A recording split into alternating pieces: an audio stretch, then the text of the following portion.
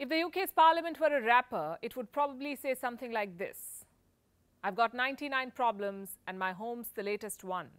Because the UK parliament just added a new problem to its long list of issues. It now has a structural problem.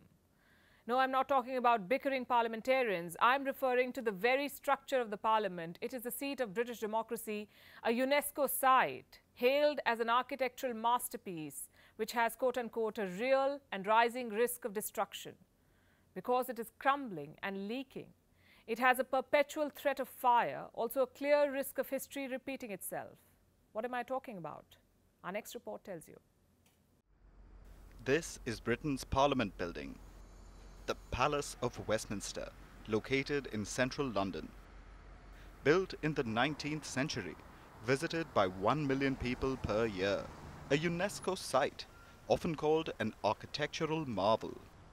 Lots of random facts about this Gothic building, right?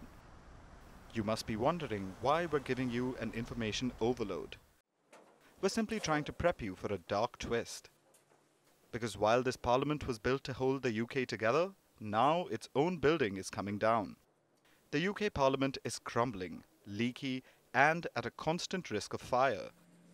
With 44 fire incidents since 2016, its pipes are bursting and it's dropping masonry.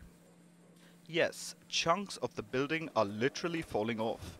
Electrical systems were last updated in the 1940s, and the building is riddled with asbestos, which is a building material. It was popular in the early 1800s, not so much anymore.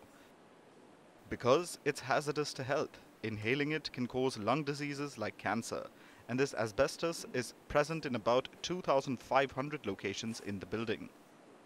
All of this and more has recently come to light in a hair-raising report released by the British House of Commons. And it says that a catastrophic event will destroy this building before long-delayed restoration work is done. By the sounds of it, this issue is pretty urgent, a burning issue to avoid a literal fire, if we may say so. Question is, will the UK pay heed to this report? Because, as you can tell, the damage is big, vast, and there's nothing new about it. There have been several warnings before, and there was also renewal work, but it's painfully slow. And it's mostly limited to patching up the place, which is done at about $2.5 million a week.